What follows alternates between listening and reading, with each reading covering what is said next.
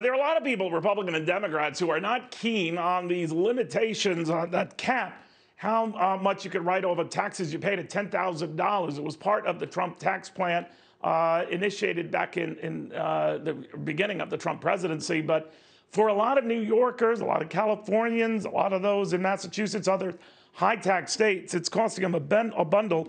Enter Congressman Thomas Suozzi, the New York congressman at that, sits on the Ways and Means Committee. He has an idea to embarrass those who oppose a SALT cap repeal. Congressman, good to have you. How are you going to do that? Hey, Neil, thanks for having me on. I really appreciate it. Well, listen, the cap on the SALT deduction is crushing New Yorkers, crushing other states as well. It's been in place since the beginning of the tax code, and they got rid of it in 2017. And people are leaving our cities. People are leaving our states. Coronavirus has made it even worse. We had a report the other day that Goldman Sachs is thinking about leaving a piece of its business from New York and bringing it down to Florida. And I want to say, let's stop making financial contributions. New Yorkers should stop making financial contributions to those politicians in Washington that refuse to reinstate the SALT deduction. And I'm going to start publishing those names, the names of both the politicians that are not supporting the reinstatement of the SALT deduction, and publishing the name of those New Yorkers that give money to these politicians that are hurting us so badly.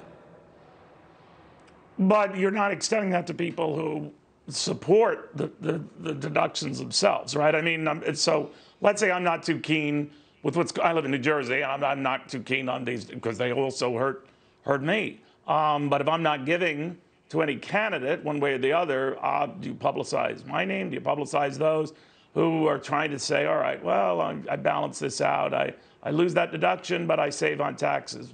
Most people in that group end up not saving on taxes, but what do you do to them? Yeah, I'm not worried about them. I'm only worried about, what's happened historically is that everybody comes to New York to collect money for their campaigns. Mitch McConnell, Lindsey Graham, the GOP Senate candidates collected $35 million in contributions from New Yorkers in 2019 and 2020. These are the same guys that are hurting New York all the time. They did it during 9/11. They did it for Sandy. They're doing it with the COVID relief package for state and local funds, and they did it with the SALT cap. So they're hurting us on a regular basis. Why are we funding our own demise? Why are we giving contributions to these elected officials in Washington, D.C. that are working to hurt New York? Every year, New Yorkers send more money to the federal government than we get back, more than any other state in the country. We're the biggest net donor to the federal government, whereas Kentucky, where Mitch McConnell's from, or South Carolina, where Lindsey Graham's from, is a big net taker from the federal government. They send much less in federal taxes than they get back in federal aid. We've got to change this, and the only way we're going to change it is if we get New Yorkers, and quite frankly other states, that are being hurt so badly by these policies to stop supporting these elected officials that are hurting us so badly. I'm sure you're well aware, sir, and I know you're going to introduce this again in the 117th Congress in January. Do you have any Republican support? The reason why I ask is that Republicans are the ones who say they're not keen. They had to find a mechanism to pay for those tax cuts, but they say that if it compels,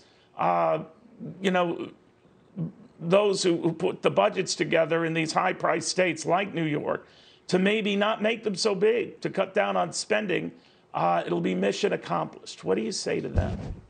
Since I was born in 1962. I heard you were born in Westbury, as a matter of fact. I used to be the county executive in Nassau County. But I was born in 1962. Wow. In 1962, we had 45 members of Congress from the state of New York. Today, we have 27 members of Congress, and we're probably going to lose a seat because we're losing population in comparison to some of those southwest and southeastern states. The reality is we have to make our states more... Are you losing it, Congressman? Do you think you're losing it because it's such a high-tax environment, and then maybe that gets back to some of the runaway spending going on? This does nothing more than get people to think twice about that. It might serve a bigger purpose. Neil, that's a very real issue. I was the big proponent. I ran for governor of New York State in a Democratic primary against Eliot Spitzer, which didn't turn out very well for me. Didn't turn out very well for Eliot Spitzer either. But I ran on a property tax cap, and we now have a property tax cap in New York State. Governor Cuomo and the state legislature put it in place to control the level of spending, to control the level of property taxes in our states. We need to make our states more competitive. There's no question about it. But this elimination of the complete SALT deduction was a body blow that is accelerating the decline of our states, and it's being done consciously. I hear my colleagues that are gleeful about the idea of people and businesses leaving my state to go to their states. Well, they're leaving behind other taxpayers that are going to get left holding the bag. Because when people leave our state to go to Florida or North Carolina or South Carolina or Arizona, the middle class and lower income people are left there, and they either face one of two things: cuts in services or raised taxes. Neither one of those are good, especially during the pandemic. So we need to make our states more competitive, but we also need the SALT deduction back in place.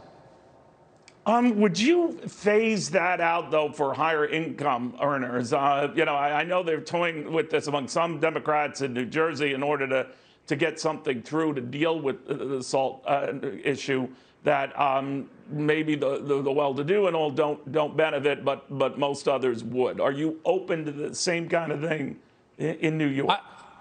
I'm open to negotiating it, but the reality is that 40% of our revenues in the state of New York and 47% of our revenues in the city of New York are generated by the top 1%. The state and local tax deduction was in place since the very first day the progressive income tax was set up in the United States of America in the early 1900s. That we've built our states with that state and local tax deduction in place.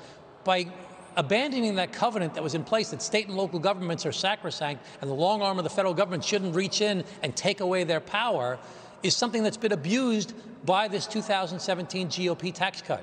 So the reality is, I think that we should have the full deduction of state and local taxes. Why should you pay taxes on taxes you pay? Why should you, after you've already paid your state and local taxes, have to pay taxes on that money that you've already put in?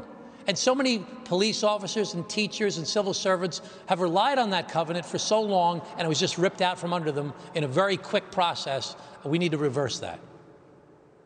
I remember when you ran for governor, you could make the argument, people might agree or disagree, that you were a little ahead of yourself, especially with looking at property tax and the like.